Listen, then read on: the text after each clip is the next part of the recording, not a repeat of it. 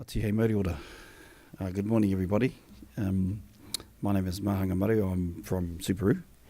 I'm here to support Susan and the team from Wellington University. So I'll just do a little mihi, then I'll actually share it with you, because one of my colleagues reminded me kindly this morning that she didn't quite understand what I said. So I thought that might be helpful if I talked a wee bit about what I say. Hoi no, e ka mā tēnā tātou, nā mahara mai ki tēnei whare ko te whare waka tēnei. Tēnei whenua o te tangata whenua, Ngāti Toa, Taranaki whānui, koutou, tēnei e mihi nei ki a koutou. Tuarua ka hori aku mihi ki ngā maunga, whakahi ngā maunga teitei o te rohi nei. Tuatoru ka mihi hoki ki ngā mate huhua rātou ko whitirangitia, haere, haere, haere atu ki a rātou mā. Tātou i te hongo ora, that's you guys, tēnā koutou. So kia ora everybody, welcome. So briefly, first of all, I acknowledge the house, te whare waka and the land on which it sits, and the tangata whenua of this area, Ngāti Toa, Te Atiawa, Taranaki whānui. Also acknowledge the maunga which nestle and this land, which are important to the iwi. And thirdly, I acknowledge those who had passed on before us that leave a pathway for us that you, the living, and I enjoy and are challenged by. So with that, tēnei au mihi nei ki a koutou. So a very warm welcome to you. Did I hit the mark there, Jane? Thank you. So on behalf of the Auckland University, I'd have a very warm welcome to you all. I'd like to introduce you to my new friend, Huhana Susan Morton. Kia ora. Kia ora tātou, and thanks so much, Mahana, for that lovely welcome, and thank you to Suparu for hosting this with us. It's really a pleasure to work with you, and thank you for organising this venue. Thank you to Jane, particularly, who's been on board with us now the last couple of days, to Annie, to Shankar, and thank you to my own team, who you will be hearing from today. So today's exciting for us because it's the release of an external data set, and it's an opportunity for people to engage with the rich resource that is growing up in New Zealand. And we really look forward to presenting to you the data dictionary and some of the sort of technical details really about the data set at this point. And we welcome questions as we run through in case we say anything that makes no sense whatsoever, which is highly likely. But we will also leave plenty of time for questions at the end. So if the questions are too difficult to answer quickly, we may defer them, but there'll be time to speak, and the team will be around afterwards as well to answer any other questions. So just in terms of what we're going to look at, the first thing that I'm going to do is just orient you really to the study itself, just so you are thinking about using data sets in the context of what the study is designed to achieve. So I apologise to anybody that was here yesterday who heard our launch of the Now We Are 4 report, but I recommend that report to you if you would like to know more about the study. There's always something about the study at the beginning of that report. It won't be quite the same introduction, it will be more focused towards the data, but I'll give you just a brief overview for 10 minutes or so, just to orient you to the context of where we're at and where we're at with the study in particular. And then I'm going to hand over to my colleague Lisa, and Lisa is going to talk to you about the particular things that we asked of the families and the children at the 54-month interview, so to give you a bit of an in-depth flavour or a focus on that data collection wave. And we did some slightly different things than we'd done up to 2 years because the children were older, so we had a chance to interact with the children themselves more and also to observe the children and the mums. So Lisa will take you through that sort of process and introduce you to how you might think about using the data or asking questions at that point. And then I'm going to hand over to Avanesh, who is going to introduce you, if you haven't seen it before, to the data dictionary and take you through exactly how we format that really, how it relates to the questionnaires, how you might utilise it when you're looking at the data sets themselves, and how together with the data user guide you might then have a sense of the richness of the data and how you can address your research questions using that. So that will be the bulk of the presentation this morning, just taking you through that process.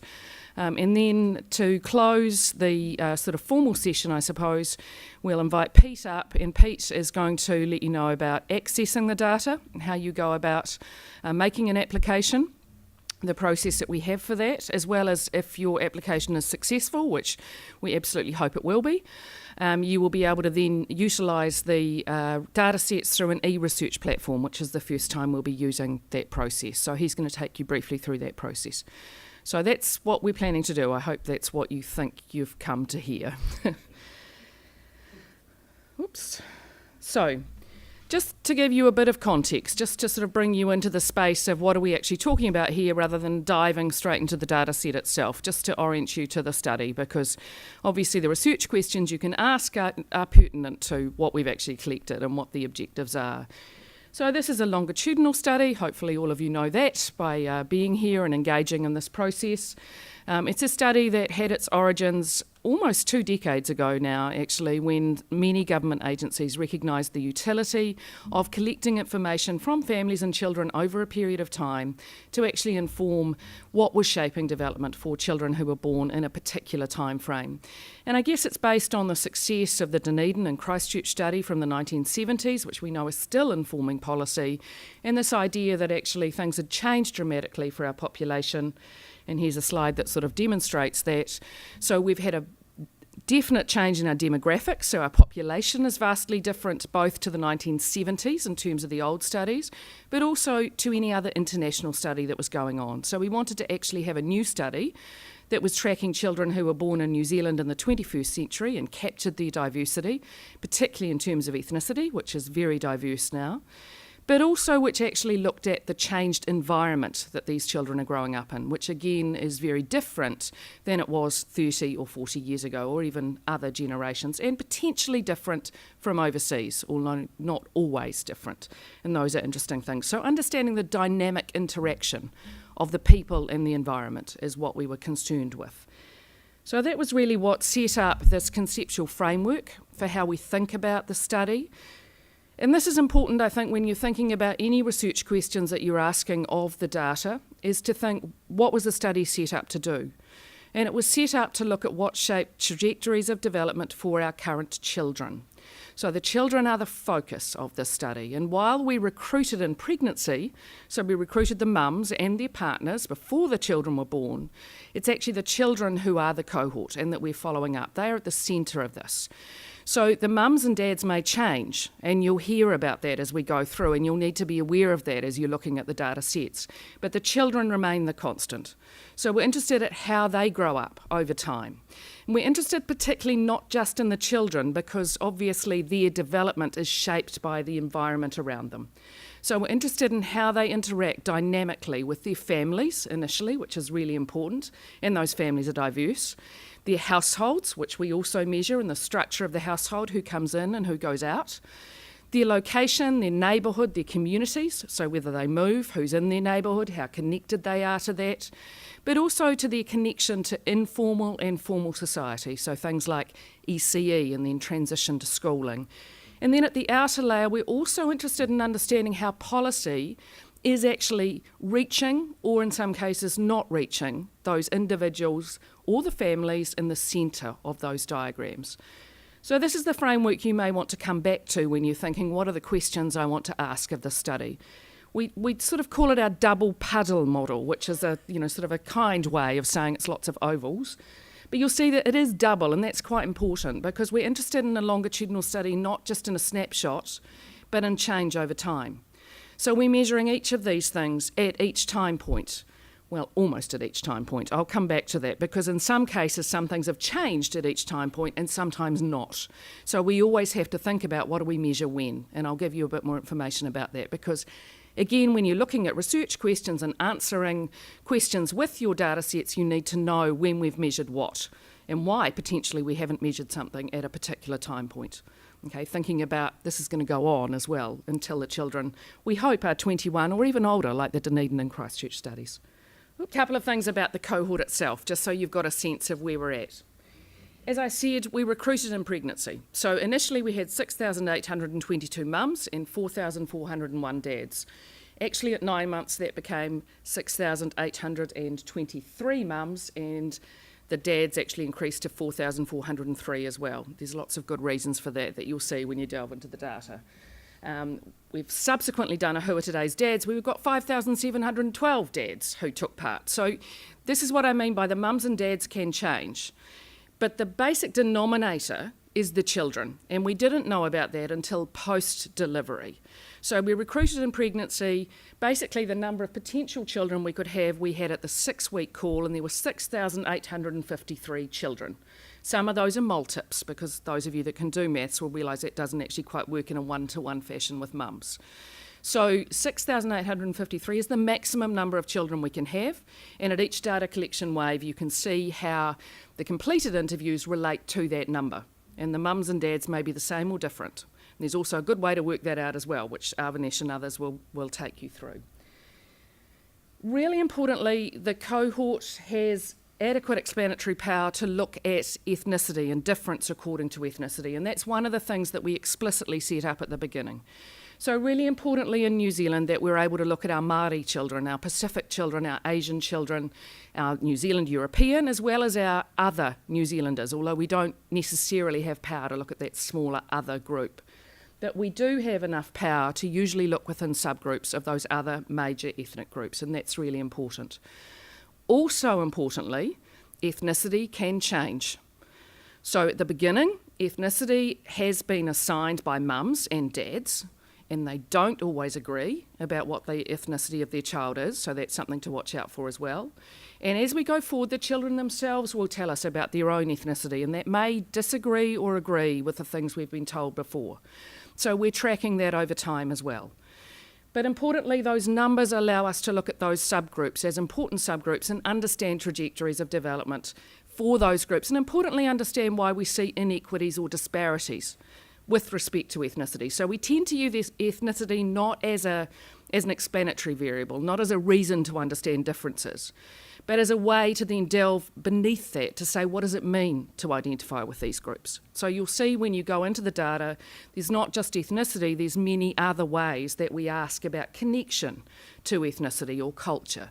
So those things are important, I think, when you're looking at the data set, and have been a key part of the design as we've started. You'll see also that there's multiple ethnicity, because children don't just get assigned to one category by their mums or their dads. Sometimes when you put them together, there are 3 or 4, sometimes more.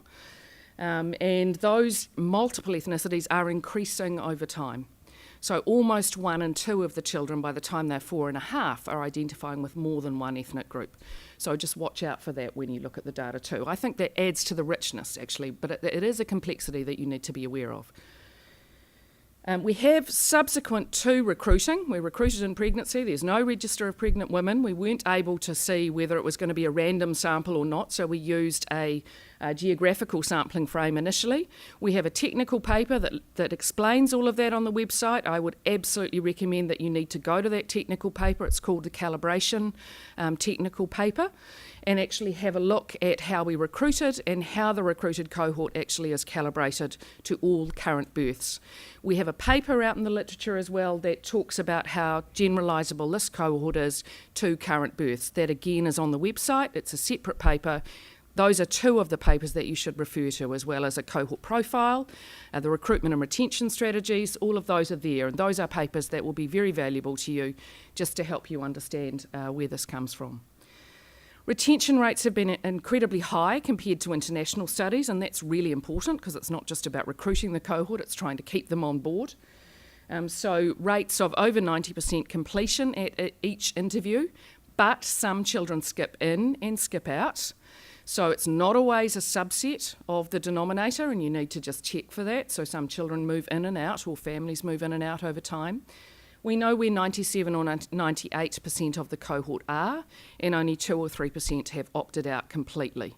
But you'll see different completion rates for each of the different data collection waves, so you need to just think carefully about that and think about the denominator, which will change according to the research question in a way, and it will change according to the way you link the data sets together as well. And I'll just with the data sets. This is the longitudinal information that we've collected during the preschool period. So when you get access to the data sets, this is what you will see, or this is what you'll be able to see, depending on what you request, but most people will request access to these data sets. So there's data that is collected from mums and dads in the pregnancy period, the antenatal data sets, or DCW0. And then there is data that's collected in the first 9 months of life, which includes some retention calls as well as some perinatal data linkage and the 9-month face-to-face data interview. That's called DCW1 when it's released externally. Then you'll see information up to 2 years, so that's DCW2, and that includes all the information that comes up to 2 years, including the retention call. And then there's DCW3, 4 and 5, which is what we're releasing now, which relates to the 31, 45 and 54-month data sets. 31 and 45 being telephone interviews, where we got ECE audit and various other information from the families about where they were, and then the 4.5-year face-to-face interview, which we're talking about largely today. And the boys will take you through that, or Lisa will take you through that in more detail. So that's importantly along the bottom, just to say that we do measure the children as well. We measure interaction between the children and the mums, in this case, and we also measure the children in terms of their anthropometry. So you'll see those measures in the data set as well at 2 and 4.5. We do link to routine data with consent from the families, and you'll see some of those variables in the external data sets now. So linkage to some of the health data in terms of respiratory illness, admission to hospital, immunisation, completeness and timeliness, as well as the self-report. So those things are now in the external data sets. So you'll see those as well when you look at the data. So just when you look at each individual data set, you'll see it's a snapshot. And each snapshot, we are trying to collect information that matches onto our conceptual framework, if you like, that captures elements of each of those ovals or rings that we see in our double puddle model. But you won't see all of those domains, as we like to call them, covered equally each time we go out to the children and the families. So the children are the focus, so you'll see a lot of information about the children because they're changing a lot over that first preschool period as well. The information about the family, about the societal context, about the neighbourhood, you may see dispersed antenatally and again measured at 2 or maybe at 4.5, according to when we think there has been enough churn at the population level to warrant measuring it again. So you won't see everything measured at every data collection point, but there is a good rationale for why we measure things when we do. So if you're not sure, you can always check in with us. But Lisa will talk later about just recognising how highly correlated those variables can be and how you need to think about that when you're using your analysis. Because we can all be, as Tony McMichael called, prisoners of the proximate. And if you haven't read that paper, I'd recommend it as well. So AJ McMichael, who talks about when you throw everything in a model and you've got distal and proximal variables, you pretty much see the proximal variables looking like they have all the impact. But actually, in a life course model, the distal ones have often been the ones to shape it. So that's the way that we tend to think about this data. And that sort of leads me on to this idea that what we are trying to do, certainly with collecting this information and providing it, is to move beyond this idea of just looking at risk factors, whether they're distal or proximal. We're actually looking to delve beneath that using the voices and the stories of the children and the families to understand why we see things happening. Why we see things happening for particular families, why some things work for particular families and some things don't, and when and how we might intervene to actually make things better for all families and children.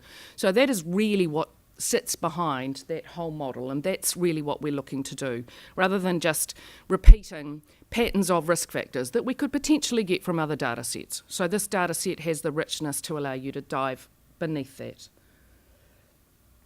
Here's just a slightly small slide, probably, for most of you to see, but this is really just to go into the detail of why we have some things in some of the cross-sectional data collection waves and some things not. So at each data collection wave, we go back to the overarching questions that were set up at the beginning of the study, and they fit that conceptual framework. There are either 17 or 19 of them, depending whether you include the policy questions in that or not, and you'll see those on our website as well as in our publications. So we always go back to those key questions and say, how are we going to address those at this particular age and stage for the children and their families? And then we work through this sort of iterative process to say, okay, if these are the questions and they're still relevant, what are the constructs that we absolutely need to measure for this child at this age? What are their priorities? We work with the policy forum, which is really important at this point to work through that. What are the key policy issues? So how do we provide information to inform policy across these different areas? We look at how we measure things. We don't always use a gold standard measurement for each construct because otherwise we'd be in the house for weeks, sometimes for months, and it would cost a huge amount of money. So we have a one-pager on each of the constructs we use. And if you're interested in why we use them, some of those are in the data user guide, summarised there. If you need more information, then there's a reference and you can go to that or you can come to the team. But there's a whole process that sits underneath why we've measured what we've measured when we've measured it. So there is a method, even if it seems slightly mad. So that's what this slide is supposed to show you. And this is really just to say that the policy side of what we do, the translation or the translational capacity, I guess, of this evidence is really, really important. So a lot of what we are measuring at every time point has been informed very much by what are the issues that are relevant for our population right now. And working with policy agencies, what are the policy issues that are likely to be relevant in the next 5 to 10 years, which is always a big ask. Inevitably, you get 5 years on and wish you'd done something different, but we do our best and we work with the policy agencies to help us do that. So at every time point, we are working with the agencies to ensure that we're trying to get information that you can all use and that agencies can all use to actually help answer these questions about our children and families. So let's get on to why we're here today, which is the preschool data release, data collection waves 3, 4 and 5. So information that was collected between 2 and 4.5 from the children and the families in 3 different ways. And there are different data sets in that. It's not just one data set. So you'll get that explained later as well. I wish it was, but it's not. There are hundreds of thousands of variables now, if not more than that. So Avanesh will speak to that. So the children at 4.5, the first thing to say is just to refer to the retention. You'll see this in our report, so you can go back to that. But you'll see that we document that, and it's really important that you refer to that when you're looking at the data sets. What is the complete denominator for children, who's opted out, who's come back in terms of skips, who's been lost to follow-up, and so on. What is the denominator that you are starting with? And depending on your research question, you will potentially have different denominators. So there is no easy way to explain that. You just need to think about how that works, and it depends whether you look at mums or dads or the children or whatever your question is. But important to just see where we're going with that process. There are multiple things that we've asked at the 4-year data collection wave, and this is where Lisa and Avanesh are going to take you through this much more.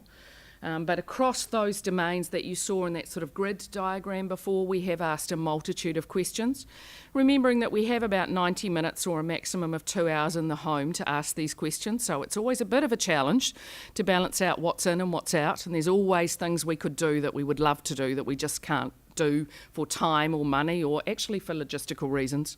So these interviews in the home are with trained interviewers who go out. So that is part of what shapes the way that we measure these constructs as well. But I think you'll see even from this sort of word picture that there's a huge amount of information that's there at 4.5 that can be utilised to see how are our children doing. And if you've picked up the report from yesterday, you'll see that that just skims the surface. It's high-level descriptive. It starts to talk about some of the churn, but not all of the processes that have gone on. There's so much more to be done with these data sets yet. So hopefully that's where you can help us out. So my name's Lisa Underwood. I'm a research fellow for Growing Up in New Zealand. I focus mainly on the psychosocial and cognitive development domain. So as such, I am a data user like you guys, and I have started working at Growing Up in New Zealand about 2.5 years ago, having come from the UK and was faced with this at the time, was a huge data set, is now an even huger data set. And it did take some time to get used to that data set and to understand the study. So I think I'm in a good position to explain the things you should look out for and what you should be thinking about when you're accessing the data. I've published a couple of manuscripts from Growing Up in New Zealand data, mainly focusing on maternal and paternal depression, looking at longitudinal change in depression over time. So I'll perhaps refer to some of those examples as I'm going through. So I think I've just got some kind of going back to basics, really, to just think about what data do we have at Growing Up in New Zealand and where does it come from. So the data from Growing Up in New Zealand does come from a variety of sources, as you saw from Susan's slide. When we're talking about data that comes directly from the families, from mums and dads and the children, there's really two sources. So questionnaires, and they are administered either face-to-face in the home or over the telephone. Child observation, so that's when we're actually literally observing the child or measuring the child, and some child tasks where we're asking the children to perform a task, and then an interviewer would be taking note of what the responses of the child were. So it's really important to think about the source of the data that you're looking at, and also how that is then translated into a variable. So when we think about the questionnaires, we might have individual items, so where we're asking people about, say, I'm trying to think of an example now, where they have a multiple choice, so they can give us one answer among those multiple choices, or they can give us many. So an example of multiple choice is where we ask about what ethnicity do you identify with. So people can choose multiple ethnicities. And that results in several variables, because then for each of those variables there's a yes or no for whether they chose that particular item. We then ask them to say, well, what is your main ethnicity? So then they are only able to make a single choice among those. So then we just have that just results in one variable with multiple values. Sometimes we ask for numerical responses. So if we're asking people, what's your income? They might just type in a number. Or sometimes we do ask for free text responses. So we do have some qualitative items. We might ask people to, for example, we would ask people to type in the name of the school that their child is going to. So you can imagine that we have to spend quite a lot of time analysing and cleaning those data sets. And then we have, from those individual items, we might have derived variables. So let's say that as part of the single choice individual items, that comes from a scale, and that the way to use that scale is to total the scores from those items. Then in the data set there would be a derived variable that was that total score. And we have other derived variables like deprivation, where a lot of data has been combined together to produce one score that tells you which NZ dep area somebody is living in. Each item or each variable has a name, and Avanesh will talk about this a lot later. But the first part refers to the individual item. The end part refers to the data collection wave, so in this case, month 54. And the end refers to the source of the data, and that's what I'm going to just talk about next. Because it's really important to think about where did any individual item or piece of data come from. So these are the sources of the data in Growing Up in New Zealand. So Avanesh will talk a bit more about the suffixes we use, suffixes. So we might have M. M is where we've asked mum about information about her and her household. And a good way to think about whether we might have asked a question directly to mum or about the child is whether we would be, if there was twins in the household, would we be asking the mum the question once, just for herself, or once for each child? So anything where it's about the household or mum herself will be in M. P is information about the partner of the Growing Up in New Zealand mum and that partner's household. Those partners might not necessarily live in the same household as mum, they might be in different households. Then we have child proxy, which is CM. So that's when we're asking mum about information about the child. So child behaviour, the child's ethnic identification. So anything that's about the child but is coming from mum is CM. We have also, particularly at 2, we've asked dads or partners questions about the child. So we ask about child behaviour, we ask that about from partners. So that would be denoted by CP. And then finally, anything that's come directly from the child themselves, so anything that's been collected by the interviewer, so that includes anthropometry, observations that interviewers made about the child, or any tasks that the interviewer has done with the child, that would be denoted by CO. So those are all very clearly laid out in the data dictionary, and Avinash will talk about those later. But it's always worth bearing in mind when you're thinking about what data you're collecting, where exactly has it come from? So I just want to mention, and I know Avinash will talk about this later as well, some of the key resources that are really important, probably to refer to and think about right from the beginning when you're designing your study or your research questions.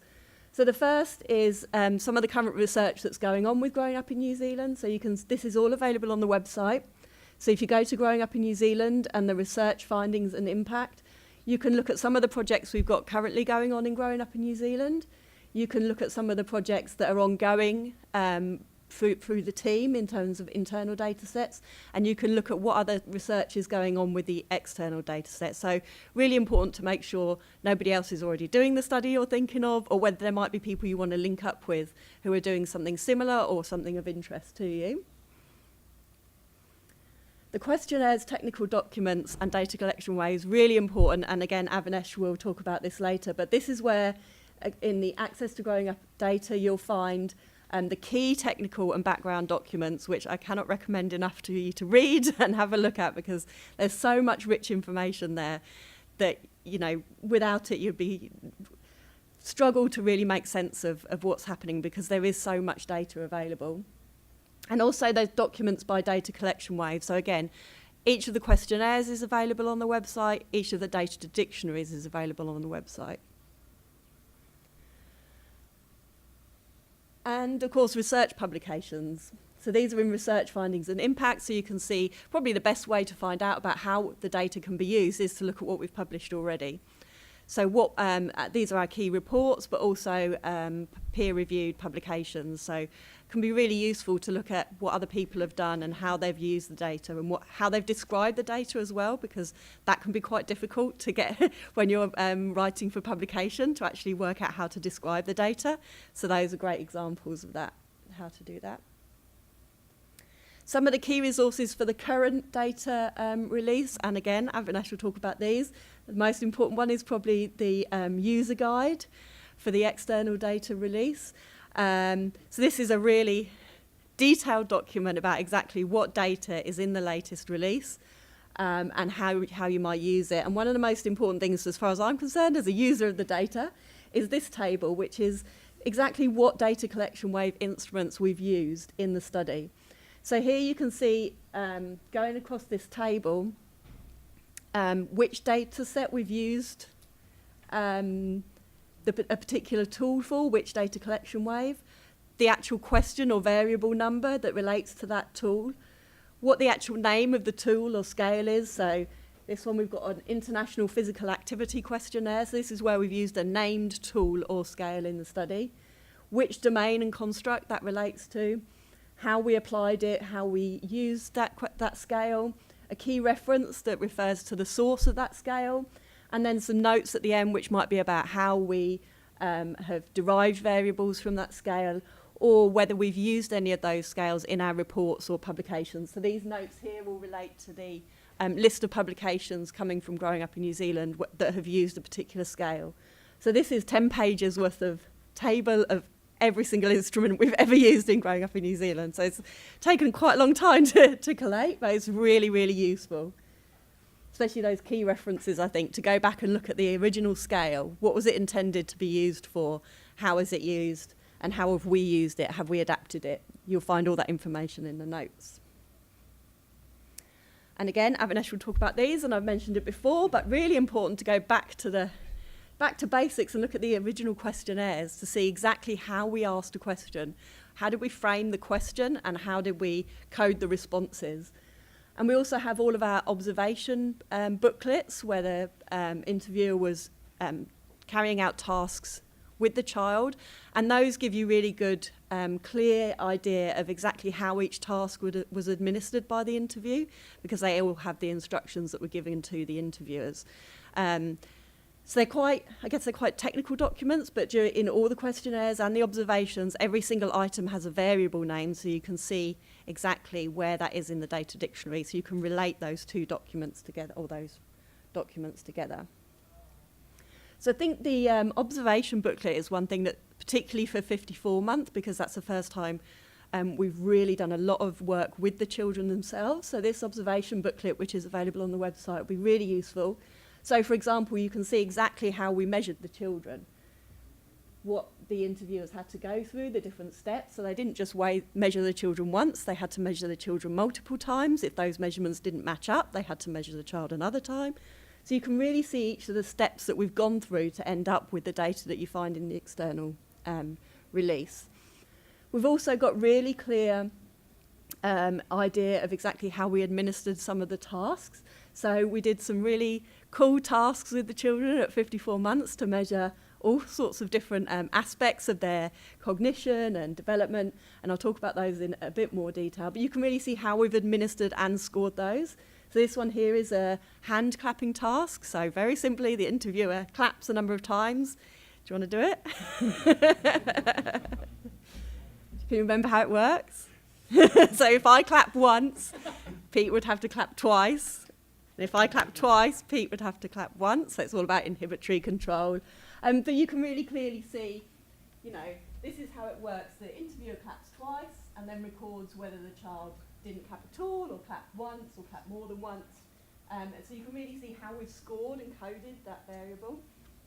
And you can see that as well for something like this is the effective knowledge task, where we asked children, we showed children some faces, 6 different faces, and they had to say what emotion that face was portraying. So they could say, so we had a happy face, so they could say, oh yes, happy.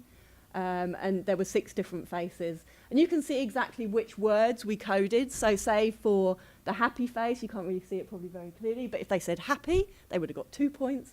If they said something like good or a kind of positive attribute, we would have given them 1 point. If they didn't say anything that really related to the emotion, they would have got 0 points. So really important to be able to see exactly how we coded those variables, how we ended up with the numbers that we get in the data set. There are some of these where there's not as much detail in the observation booklet, and that's really for copyright reasons. So there's some of the tools we've used that are under license where we're not allowed to reproduce the data. That can make it difficult to understand exactly what happened, but that's all explained in the technical documents.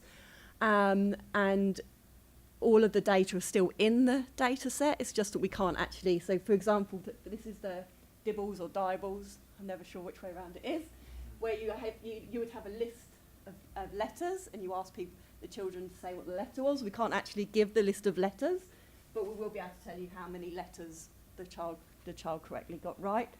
The same for the PPVT, which is a picture vocabulary test, which is a test of receptive vocabulary. We can't reproduce the pictures. We can't reproduce the scoring for that. So we'll have scores available, but unfortunately the observation booklet won't be as detailed. But we can provide more detail on that. And we have got, again, those technical documents will explain exactly how we derived our final scores. So just thinking about, again, the types of information we have and exactly where we get our information from. So the type of information we might have might include linkage. So in the external user guide, we've got information about exactly how we linked growing up in New Zealand data to health data on immunisation. So there's a whole technical document that explains exactly how we did that, how we derived the variables. We've also got some information in the data now on respiratory hospitalisation admission. Again, that's all linked to the national minimum data set. It's not easy to link our data with external data. It takes quite a long time, and we have to go into lots of ways of kind of harmonising that data and joining it together. So there's a whole document about that. We've got some information in the data user guide about the child behaviour questionnaire that looked at temperament, so exactly how we applied that questionnaire and how we derived variables from that. We've also got some information about the strengths and difficulties questionnaire and some quite detailed technical documentation about exactly how we measured the children and how we then derived things like BMI from those measurements. So yeah, each of the child tasks, which are often designed specifically for growing up in New Zealand to tap into age-appropriate constructs like self-control, knowledge about emotions, each of those has a technical document. So for each of these constructs and each of these, there's a technical document that will tell you exactly why we chose the particular tool we chose, why we didn't choose another tool. As Susan said, sometimes it's not possible to choose the gold standard tool because it would take an hour to complete that just one task. Then we talk about in the technical documents how the tool was used and whether it was specifically adapted for growing up in New Zealand. So that's really how we administered the tasks, exactly what the interviewers did during the interview. And then we talk about how we created the outcome variable. So the variable that ends up in the external data set is not always necessarily the exact data that was collected at the time. We also have the key references for each of the tools that we've used. So that's the reference that shows you where that task came from and how it was developed and whether we've published it subsequently. So again, really important to have a read of these if you're using any of the constructs or any of the data that come from these tasks. These tasks do result in a number of different variables, and again, they're listed in the technical document. So some of them are tapping into more than one thing. So stack and topple is one that's we've just added from the 2-year data collection wave.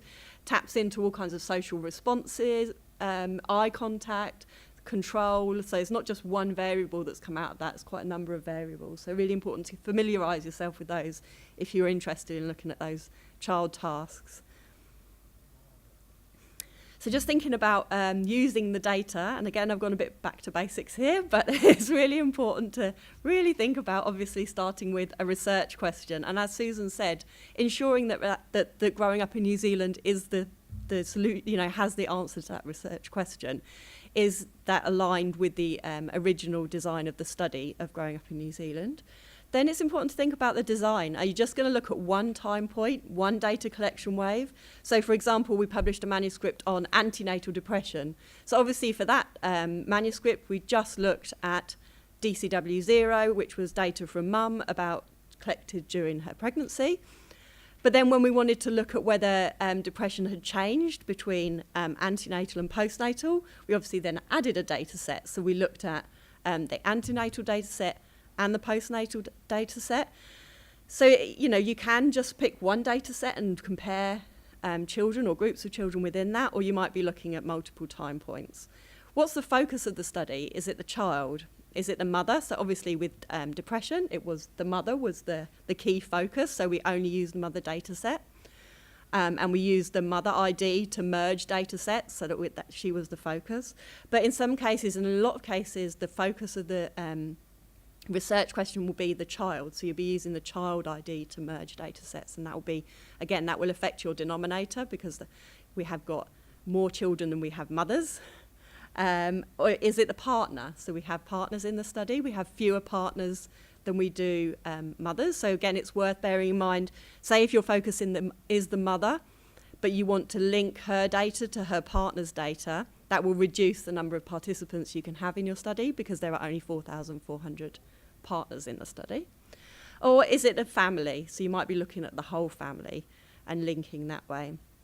And of course, it's really important to go back to all those documents that I've talked about, the data dictionary, the technical documents, the questionnaires, to think about exactly which measures are you interested in, which variables are you going to use.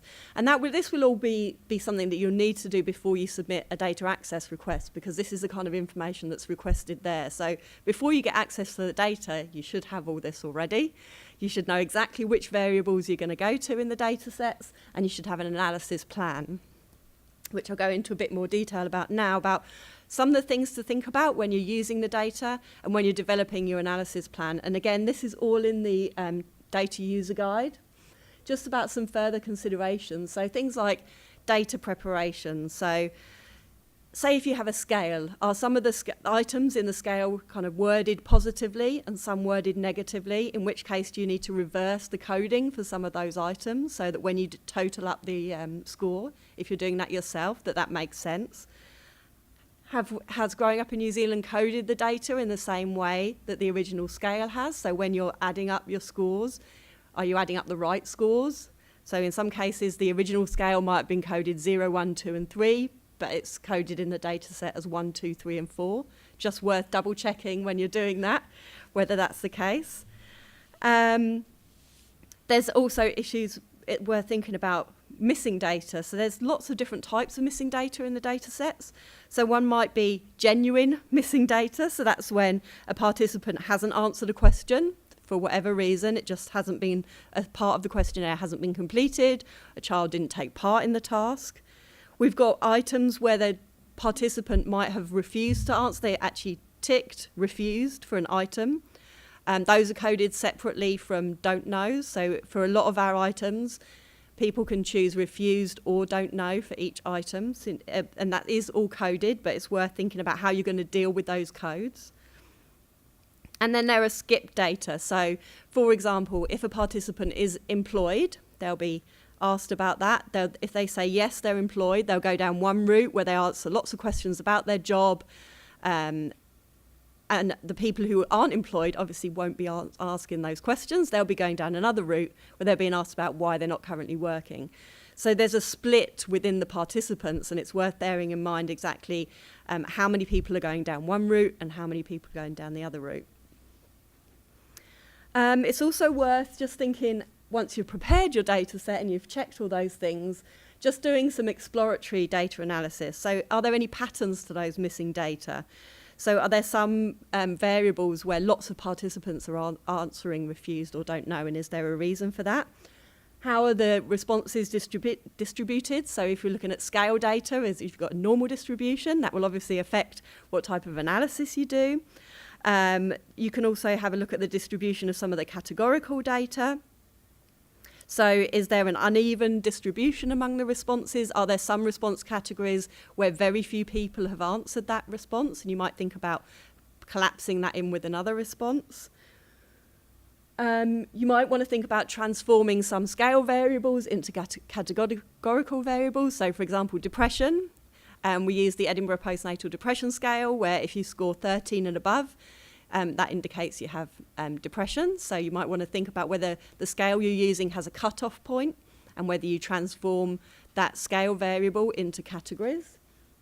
You might want to think about collapsing some of the categorical variables. So sometimes, for example, when we ask about perceived general health, and the responses can be one of 5 responses, we might collapse those down into 3. So we might collapse excellent and very good together, and poor and fair might go together. So we end up with 3 values rather than 5.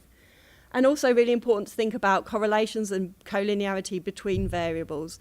So for example, when I'm thinking about antenatal depression, I wanted to look at whether there was some socioeconomic predictors of depression. I could have chosen NZ-DEP or household income or probably a number of other measures. I just wanted to choose one because those things are very strongly related to one another, and including both or all of those data in the data set would have introduced some collinearity, and there would have been too much relationship between those variables. So worth thinking about all these things, and again, this is all laid out in the user guide, so that's really useful. And some issues to think about with regards to longitudinal data, which again might seem obvious, but they're always worth thinking back to. So which time point are you going to look at? So when I looked at longitudinal depression, I could have and I wanted to think about something like NZ-DEP. Was I interested in NZ-DEP at when it was measured antenatally? Or was I interested in it when it was measured postnatally? Or was I interested in whether that had changed or whether it had stayed the same? So it's really important to think about what is the kind of origin of and the time point of the data you want to look at. And a good example of combining longitudinal data like that is when we looked at smoking. So we looked at whether smoking was related to postnatal depression. And we had asked mums whether they smoked before pregnancy, whether they smoked during pregnancy. But instead of looking at putting those both in, so coming back to kind of collinearity, obviously those are very strongly related. So instead of putting those into the model separately, we combined those variables so that we knew whether mum had never smoked, either before pregnancy or during pregnancy.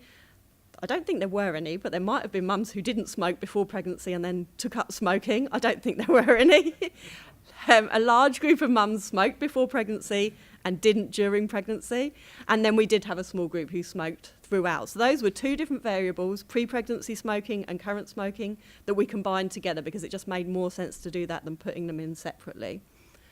You might want to think about missing data across time points, so not the same people who will have asked the same question, answered the same question at different time points.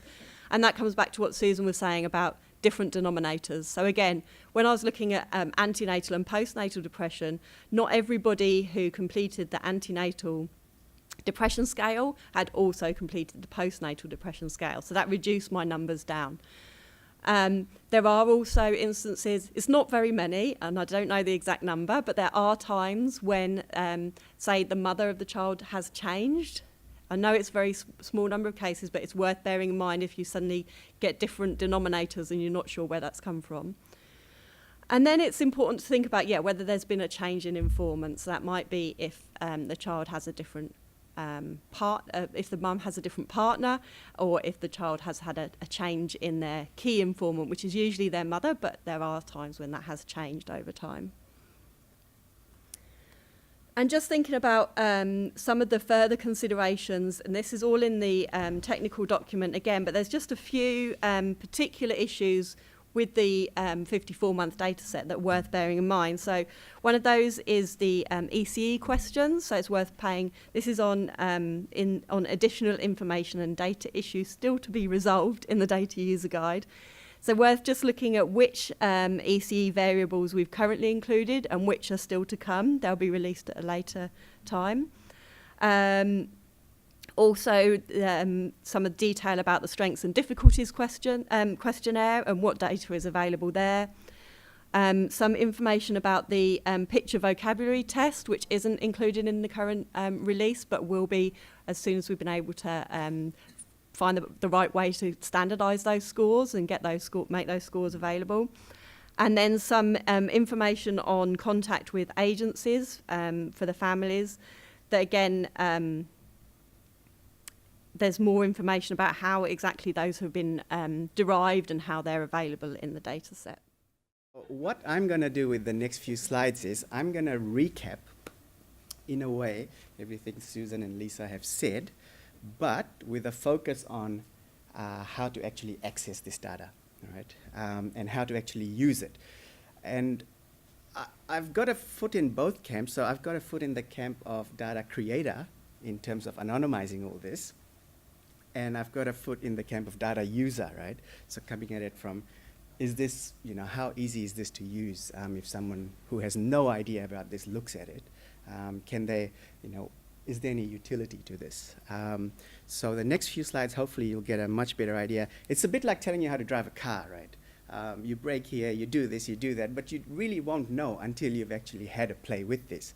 But hopefully, with all the resources that we have and the notes in the next few slides, it'll give you a really good idea of things to think about and things to put in your data access forms when you need access to this. In terms of how do you physically get your hands on this, Peter will tell you how you can get access to this. Okay, so this slide here, I always like to have a mental image overall of all the data that I'm dealing with. And this is a good slide, I think, because this breaks it down into what we've released so far growing up in New Zealand. So if you just sort of think of these little things as silos, you've got DCW all the way across the top, and that just stands for data collection wave. And I think Lisa and Susan both mentioned we've got DCW 0, we've got 1, 2, 3, 4, 5. So 0 is our antenatal data set, 1 is 9 months, 2 is 2 year, and this is the focus of today's talk really. It's DCW 3, 31 month, for 45-month and DCW5, which is the 54-month data. So 3 and 4 were phone interviews, and DCW5 was a face-to-face. And then, if we then go down this way, we can see that each of these data collection waves is broken down into separate data sets. Okay? So there's a reason for doing, and I'll show you another figure later. There's a reason for doing it this way is there is a lot of data, and a lot of it has been collected over time, and there is no one way that you can create a single data set which will have utility for you. Okay? So this is a really good way to separate all these data sets out so that you can then access what you need, and along with the data dictionaries and other information I'll show, it just gives you a way to link all this longitudinal data in a sensible way. Okay? And if you have any questions, please feel free to interrupt. Okay, so this is just an extension of that slide. So we have our data collection waves down here. We have here our full data sets. Things in bold are just what we're focusing on today. So I'm just going to focus on DCW5, 54-month data sets. As you can see, we've got a child data set and a mother data set in there. Okay. This is just a reference for the short name of it. And Lisa talked about suffixes. So every data set has a suffix. Every variable in every data set has a suffix attached to it. And that's so that you can keep track of which variable looking at and at which time point. Okay? So if you see a suffix of M54M, then you know it's from the 54-month data set, DCW5, and it's a mother question. Okay? And if it's a M54CM, then it's a child question. And then, well, this is just for clarification. And so this gives you a really good roadmap of just following that data from DCW0 all the way through to now. Okay.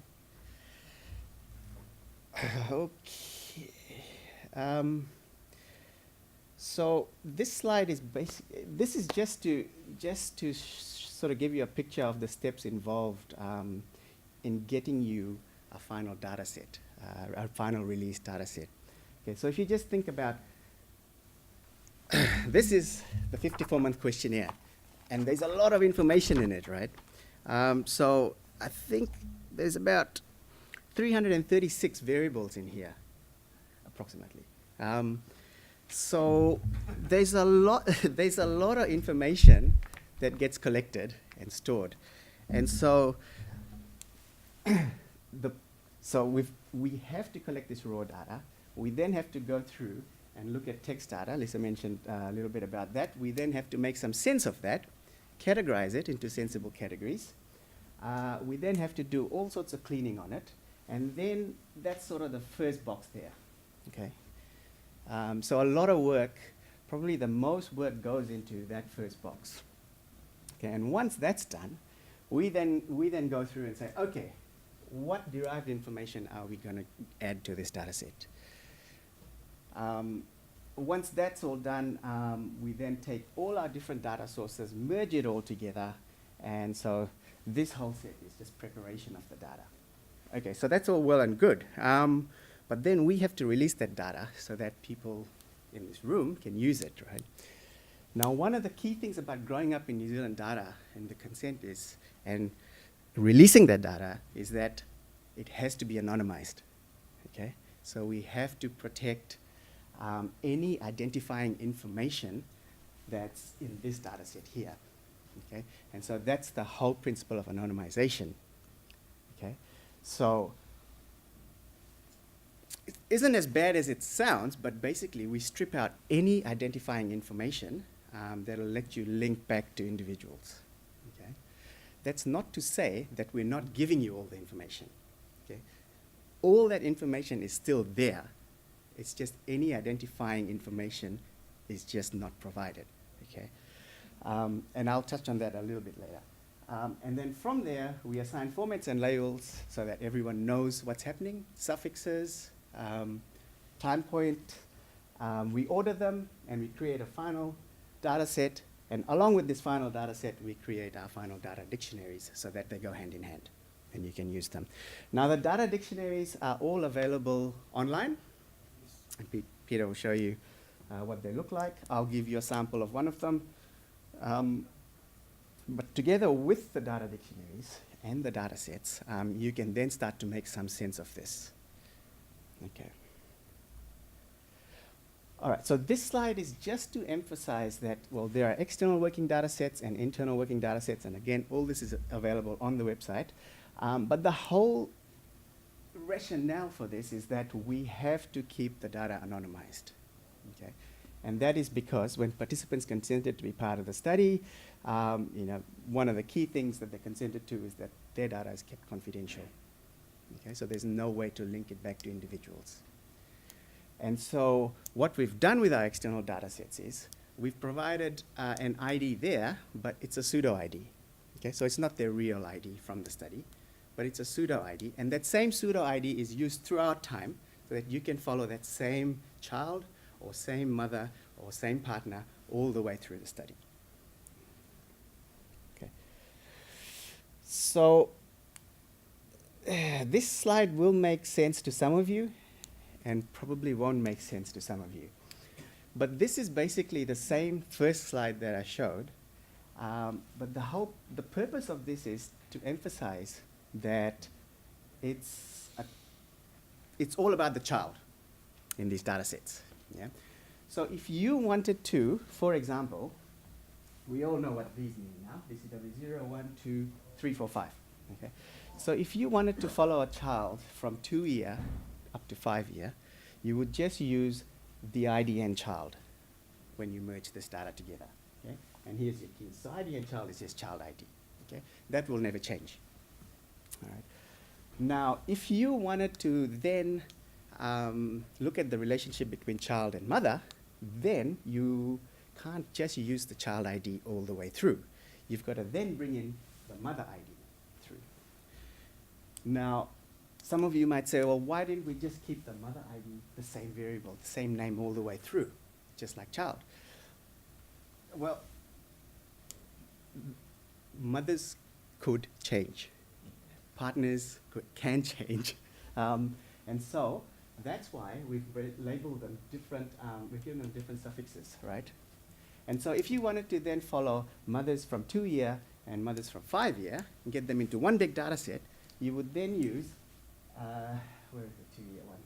You would then use that. Oh, sorry, where's the mother? Oh, there. You would use that and that. And that would give you a way to say, all these mothers who are present here, are they still present here? Okay. So this is just a way to show you how this all links up and how this can all change as well. Child ID doesn't change. Okay. So, Peter, is all this available now? Or will be? Okay. So all these are external data sets, and they're all available. And you can see there's a lot of information in there. Okay. So again, I reiterate, you need one of these with you when you look at it. Okay. You also need the data dictionaries for these. And you also need the user guide. These three together, I cannot stress enough how important they are. And I'm saying this from experience. I mean, I look at these data sets and I go, okay, what am I looking at? So I've got to go back to these, link them up to that, and make some sense of it. And so looking at this data alone, it's a very tedious and time-consuming task. A few things to just keep note of, and I think Lisa did a great job of pointing out things to note in the analysis, but it's individual data, it's not aggregated data. There is an obligation on you when you're using it to think about security and how you access this data, how you store it, not leaving it where everyone can find it, for example, and software considerations. So this is probably the key one from my point of view. The type of software you use can make a big difference as to how easily you can create the data set that you want. Okay? The data set that you want will obviously depend on the question that you have. Okay? And so one thing I always get asked is, for example, is, okay, this is my question, how many will I have in my data set? And my response to that is, well, I don't know. We'll have to have a look first and see how, so if it's a cross-sectional slice, if all they want to look at is, say, 2-year data, or if all they want to look at is 54-month data, then I can probably give you a very close approximation of how many you have in your data set, right? But if you say, I want people who had, say, if I want to look at the rate of change of height and weight from 2-year to 5-year, okay, then you're going to have to select everyone at 2-year and everyone at 5-year, pull out the variables you're interested in, and then see how many you have in your data set, right? Because the number at 2-year might not match the number at 5-year. And so that's something to be really aware of, and merging and linking of data sets is, of course, very crucial. This thing here is the key. So these keys are the key to it, really. They provide child-to-child relationships. If you want to link a child to a mother, you use those those variables. If you want to link a child to a partner, if you want to link the mother and the partner. So, you know, it's crucial that you understand what those variables mean in our data sets. And so you really need these 3 things together. So this is a data dictionary. It's online now, and everyone can have a look at it. Yep. So you'll see up here which data dictionary it is. Along with that, it's just good to have, so this is PCWC5, child proxy data. I would sit down with that and my 54-month mother and child proxy questionnaire and my user guide, just so I have a complete picture. Okay, I'm just going to skip this. This is what our data dictionary looks like. So there are 10 variables in our data dictionary, and that's standardized. Across all the data dictionaries, there are always these 10 variables, okay? And that's so that we have some sort of standard, okay? We've got number there, and that's just telling us the number of that variable, okay? So I think this goes up to something like 609. So there's 609 variables in there. So there's a lot of information. Okay? What have we got next? We've got the research domain and the subdomain. Now these correspond to the heading in your questionnaire plus the actual questions themselves. Okay, so it's just a way to follow sections of the questionnaire throughout. All right. We've got the questionnaire number. Again, it'll correspond to this. We've got the actual question. We've got the name. So remember the suffixes. It's all M54M. Then these are just, if there's been a formatting applied to that variable, this will tell you what it is. Okay? The labels, the type, and the notes. So the most important ones are probably these 2 here. So Lisa talked about derived variables. Okay? So if a variable has been derived, it will tell you here. Okay? So we can see mother's age at 54 months data collection is a derived variable. Okay? So it's been derived from date of birth and then the date of the questionnaire. We've provided that to you, but as well as being derived, we've categorized it because there are very low cell counts at 20 or less and at 50 or more. So we've categorized this into these 2 categories. Now something to remember is, just because we say we've categorized something, that doesn't mean the N has changed. Okay, the N is exactly the same. So the total number is exactly the same. Things have been collapsed, for example, ethnicity or language, and this is to keep with convention. Statistics New Zealand uses this, and it's to anonymize data. Okay, you might have a category down there that has only a count of 2 in it. Okay, and we can't show that. All right, so we've collapsed it up into an upper category, or we've categorized this So overall, the number is the same. It's the same amount of information that was collected in here. It's just categorized or reclassified to preserve anonymity. Okay. So you can see there's stuff that's categorized. If a variable is raw, nothing's been done to it, there's no explanation at all. So it's just exactly what you see in here. There was a question before about ECE data. So whatever ECE data was collected in here is provided here.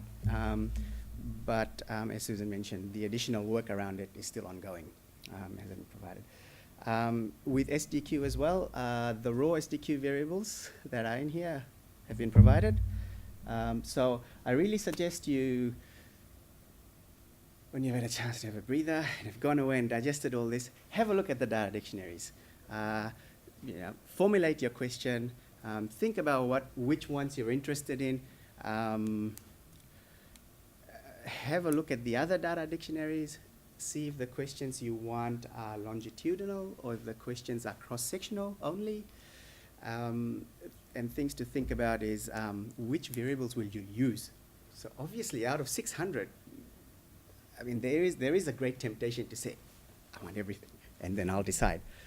But a better way to approach this is to say, these are the things I'm focusing on, and these are the variables that I want. So that's probably all I'm going to say, because it's probably going to be overloaded otherwise. You'll be getting the same information from all angles. We're just going to hand over to Pete now, who is going to take you through the process if you're keen to engage in this, and we hope you are, that you understand how you can go about putting an access application in and what the process is, and then once you get access, how we will provide that to you securely and let you go, basically, let you explore. Right, thank you very much, everybody. My name's Peter Trigger. I'm the Information Systems Manager at Growing Up in New Zealand. I know it's quite overwhelming, all of this information. Once you've had a bit of time to think about it, you can always go back to our website and refer to the information again. Both Lisa and Avanesh have pointed out that the questionnaires and the data dictionaries and all of the data access information are on the website, and I would recommend going here, if this works. Go to Growing Up in New Zealand. That looks like this. I recommend clicking on the green box up here, which is access to Gwyn's external data. That is kind of your one-stop shop for all of our information. And everything's laid out quite clearly in terms of grouping the different types of documentation. You will see links to previous research that's been undertaken using Growing Up in New Zealand data. You will see links to all of the data dictionaries. The current ones have been up since yesterday afternoon. We've got the questionnaires. Again, the current ones have been up since yesterday afternoon. And the user guide, which I think Lisa was hankering after, that's also up there. Sorry, I couldn't get that on here either, but it's there as well. It also steps through the processes of data access, which I can demonstrate, here we go, in the next slide. Okay. For the applicant, this is you guys, obviously, hopefully. It's really important that you attend a data workshop like this, and one of the reasons is to sort of guide you through that familiarisation process, because no doubt you can all understand linkage now across multiple data collection waves, and any one of you can come up here and recite back to me exactly how you do it. Go to the website, it will tell you more, but we always encourage you to attend a workshop so that we can help you through that familiarisation process. If you can't attend in person, we will make videos of our workshops available online, and again we've got all that information there should you need to refer back to it. Second step is to complete the data access application form and send it to our data access coordinator. So Lisa went through the key elements that you need for your application. If you've got any questions, don't hesitate to contact one of us at Growing Up in New Zealand, and we can answer any queries that you may have around your research question, for example. Send that to the data access coordinator at data access at growingup.co.nz. Then from our point of view, we'll take that application, we'll review it. If we've got any questions or queries, we'll refer back to the applicant for maybe a bit of extra information or clarification, or steering in a slightly different direction. Once we're happy with your application, we submit it to the Data Access Committee for review and decision. The dates of the Data Access Committee sessions are on our website, so they go on a regular cycle of every 2 to 3 months. Thank you, Susan, I couldn't remember. Once your application has been reviewed by the Data Access Committee, we will inform you of the outcome. So usually it's a positive outcome. And once you've been successful in your application, we will send you out an information pack. The information pack includes information on, I'll just leave that one for now, information on how to access our data. So we have a new system, remote data access platform. We will send out a user guide that instructs you through the process of gaining access to the system, because it's hosted by the University of Auckland, and like all university systems, it's not straightforward, but the process is fairly linear. So there's just a certain number of steps that one has to follow, and if one follows the steps, one will have access to our data. I'll go over that in a minute or two. The other application that you might be interested in is application to publish. So once you have carried out your research, you again will complete an application form, send that application form along with a draft of your publication to our Data Access Coordinator. Again, the Data Access Committee will review your application and it will make a final decision, and we will inform you of the outcome of whether you can publish or not. Right, remote data access. Now, assuming you are successful in your application, there is I made it look quite simple, a 3-step process. It's a 3 to 4 to 5-step process, really. For all users of the University of Auckland network, you have to have a username on the network, and we will direct you to this link that says iamauckland.ac.nz. From there you'll fill out the form online and you'll create a username. The system will churn away and it will inform you in 3 to 5 days of what your username is. Yes, really, that's once you've received your username, you will have to tell someone like myself or the Data Access Coordinator, and we will then we'll provision you on the network, because it's not enough to exist on the network, but you also have to be given access to use the network. Once that is successful, which it goes from a time frame of 3 to 5 days down to 15 minutes, I will let you know that you're successfully set up on our network, and we will direct you to this website, which is guinz.auckland.ac.nz, and this is the portal to the remote data access platform. So you'll be presented with a web page that asks you for these brand new credentials that you've just been given. You will log in, then it will ask you to log in again. It's a dual login system, and that will take you to our remote data access platform, where you have your own environment where you can carry out your research. Once you've done that, you actually have to tell me again, because there's another process involved where I can't do anything for you until you log onto the system and it creates your profile, and then I can transfer the data, and then you can continue your research, and we'll be very happy.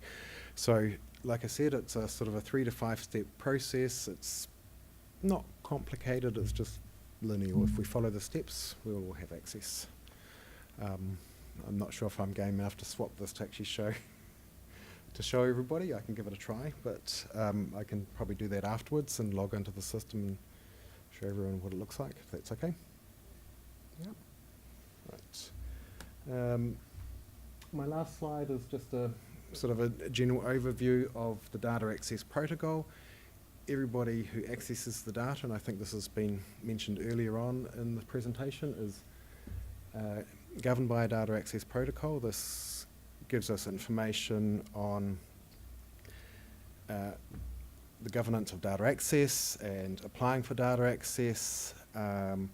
It lays out the safeguarding of the privacy of the study participants and their families. I mean, this is very important to us, and this extends to everything that we do within Growing Up in New Zealand. It also talks about the long-term sustainability of the study, explains the role and the function of the Data Access Committee, and it also talks about the authorship decisions and publication of papers produced under the protocol.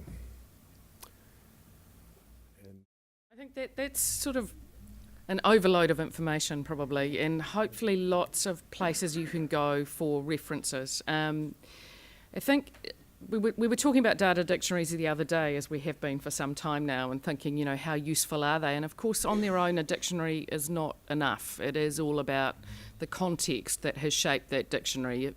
You know, an English language dictionary is not going to help you speak English. You need to understand the context of the language. You need to understand the grammar and the syntax and all of the other sorts of issues that go with it. And then the dictionary helps you to use that language. So it's that sort of process of understanding, as many of the speakers have said, how you bring these things together. And it will take some time, but hopefully it's worthwhile.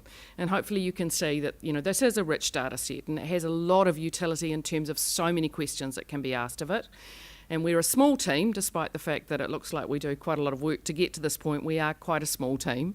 And so there's a lot of questions out there that can be answered, and we can really benefit from others actually coming along and helping to use this data in the way that it was anticipated. Yes. It's a good question. So we have collected biological samples from the children. It's been funded outside of the government contract, so by the university. We have those samples stored and we have good quality DNA. They've not yet been completely, we haven't GWAS'd them, I suppose is the whizzy term, and done all the epigenetics on them. We're looking for funding to do that. So there is a process whereby we hope to be able to integrate that data over time with all the social and other information. But at the moment, that probably requires collaborative projects, because there is special guardianship over those biological samples and the data access for those samples, or the information from the samples, particularly in the light of the recent review that came out about Māori guardianship of biological samples, means that we need to protect that guardianship a little bit differently than we do from some of the other information. Which actually just brings me to one last point, actually, because I think hopefully we've introduced you to what is possible here with the external data sets, and we really are excited about making these available. You have as much access to those data sets as the team themselves. This is where we're at with the data at the moment. So it's a real opportunity to actually make use of this. But there are other ways too. So if you feel overwhelmed or this is not something you want to do on your own, there are ways to work in partnership with the team. So you can approach us, and we do have collaborative projects going on where there's an external group working in partnership with the team. So that's a possibility if you don't feel comfortable to do this on your own, although we'd love lots of you to do that. And then there's also bespoke reports, if you like, where if you don't want to actually get into the data yourself, but you're interested in answering a research question, we can talk to you about how we can provide those things for you. So there are lots of different ways to interact with this data. This has been sort of the external side, which is about providing data sets that can be used independently. Although in saying that, I also want to say we recognise that there are going to be things that we will learn out of this, feedback from people using the data about the system, about the way we've documented it, and we're happy to sort of get that feedback from you, and we will update things as we go. That's pretty standard for longitudinal studies. And I think also what we will probably do, and we're looking at doing over the next 3 to 6 months, if not ongoing, is to perhaps run some data user sessions or workshops where once you've had a chance to engage with the data sets and you've come up with some of the issues or questions or maybe problems or whatever, we will bring you together and host a session where we can sit down and actually talk about those things. So again, feedback from people who are using the data about what you would like to see, and there will be a way to do that on our website. is really important, and we will try and enable people to make the best use of this data set. So lots of different ways to engage. All right, is that good? So hopefully that's been informative. And if people have questions, I'm sure the team will be sticking around for a wee while. If you'd like to talk to any one of us, you're very welcome. There is a data access at Growing Up email that you can always drop an email to, and one of us will get back to you and answer your question, or we can set up a time to meet with you if that would be helpful. So just make yourself, avail yourself of the opportunities that are there, because there are lots of them there. And thanks so much for your time today. Good, thank you.